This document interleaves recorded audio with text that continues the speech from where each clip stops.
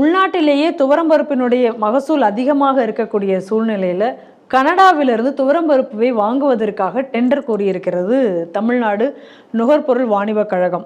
இதில் பல முறைகேடுகள் நடக்க வாய்ப்பு இருக்கிறது அப்படின்னு சொல்லி இப்போ புகார்கள் வந்திருக்கின்றன. என்ன சொல்லியிருக்காங்க அப்படின்னு சொன்னால், இப்போ இதனுடைய விலை இன்னைக்கு இப்போ வந்து அதிக அளவில் துவரம்பருப்பு உள்நாட்டிலேயே மகசூல் அதிகரிக்கும் பொழுது கனடா பருப்பினுடைய விலையை விட குறைவாகவும் கிடைப்பதற்கான வாய்ப்பும் இருக்கிறது. அப்படி இருக்கும் பொழுது எதற்காக இந்த டெண்டர் வந்து இப்போ கோரப்பட்டிருக்கிறது அப்படிங்கக்கூடிய ஒரு கேள்வியை வைக்கிறார்கள். அதுவும் இல்லாமல் ஒரு மாதத்துக்கு அப்படின்னு சொல்லி கூட இல்லாமல் 3 மாதங்களுக்கு இந்த டெண்டரும் வந்து விடப்பட்டிருக்கிறது அப்படின்னு அடுத்த குற்றச்சாட்டையும் வைத்திருக்கிறார்கள். அதை தவிர என்ன சொல்கிறாங்கன்னா, இந்த கனடா பருப்பு வந்து பெருமளவில் மக்கள் விரும்புவதும் இல்லை, அப்படிப்பட்ட ஒரு பருப்பை எதற்காக வாங்க வேண்டும் அப்படிங்கக்கூடிய இன்னொரு கேள்வியும் இதில் வந்து எழுந்திருக்கிறது. இன்னும் ரொம்ப தெளிவாக சொல்லணும் அப்படின்னு சொன்னால், கிட்டத்தட்ட வந்து 60,000 டன் துவரம்பருப்பை வந்து இப்போ டெண்டர் வந்து எடுக்க போகிறதாக இப்போ அறிவித்திருக்கிறார்கள். இதில் வந்து டெண்டர் வந்து ஒரு 7 நிறுவனங்கள் இந்த டெண்டரை வந்து வந்திருக்காங்க. அதாவது நம்ம ஊரில் இருக்கக்கூடிய துவரம்பருப்பு, கனடா துவரம்பருப்பு 2க்குமான டெண்டர் விடப்பட்டிருக்கு. அது 7 நிறுவனங்கள்.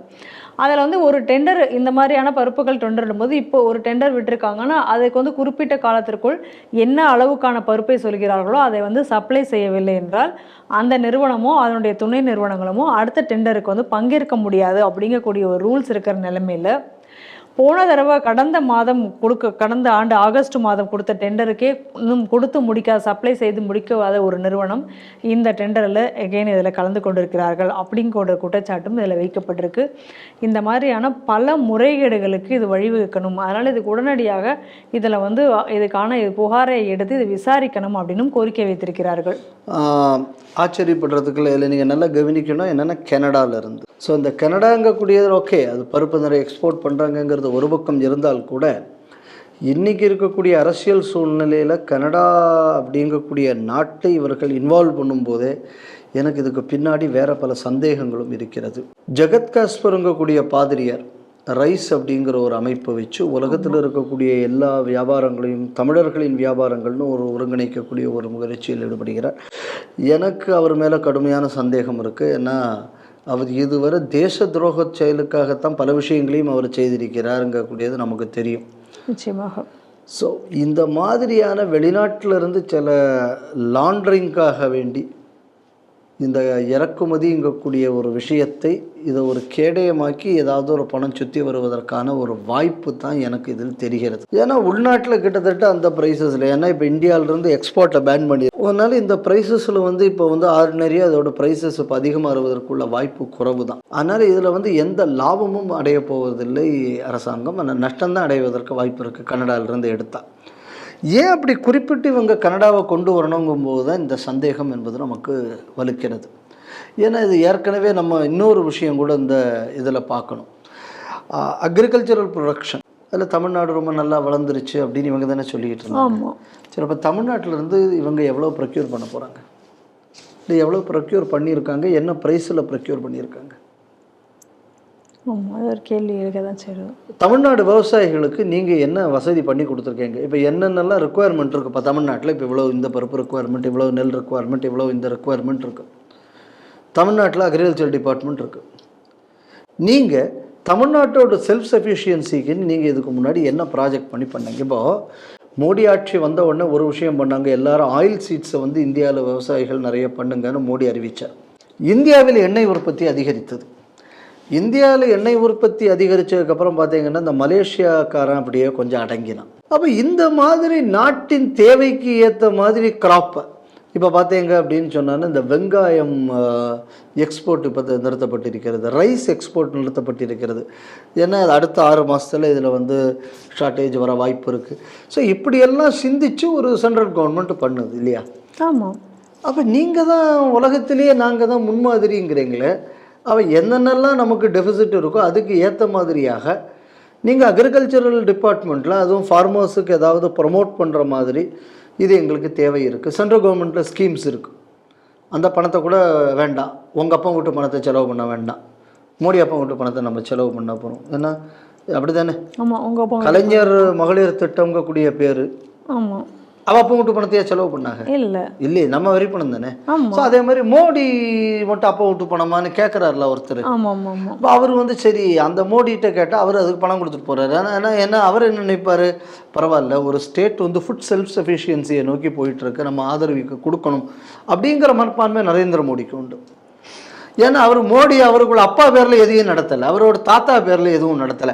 இந்த அப்பம் பேர், தாத்தம் பேர், அம்மா பேர், ஒன்று விட்ட சித்தி பேர், இதெல்லாம் வைக்கிறது நீங்கள் தானே. ஆமா 5 கூடிய பேரில் வந்து நடத்தினது, முத்துவேலர் பேரில் வைக்கிறது. ஏன்னா முத்துவேலருக்கு தமிழ்நாட்டில் 5 முத்துக்குள்ள கான்ட்ரிபியூஷன் என்ன? தமிழ்நாட்டில் கருணாநிதி என்ன கான்ட்ரிபியூஷன்? ஊழலை தவிர. ஆமா அப்புறம் இருக்க ஸ்டாலின் கான்ட்ரிபியூஷன் தான், கனிமொழின்னு ஒரு கான்ட்ரிபியூஷன், அதெல்லாம் வெவ்வேறு. அந்த கான்ட்ரிபியூஷனை பற்றி நான் சொல்ல வரல. நீ எதுக்கு சொல்ல வரேன்னா, என்ன கான்ட்ரிபியூஷன் அவங்க பேரில் நீங்கள் எதுக்கு வச்சுருக்கீங்க? இப்போ நடத்த வேண்டிய அவசியம் இல்லையே.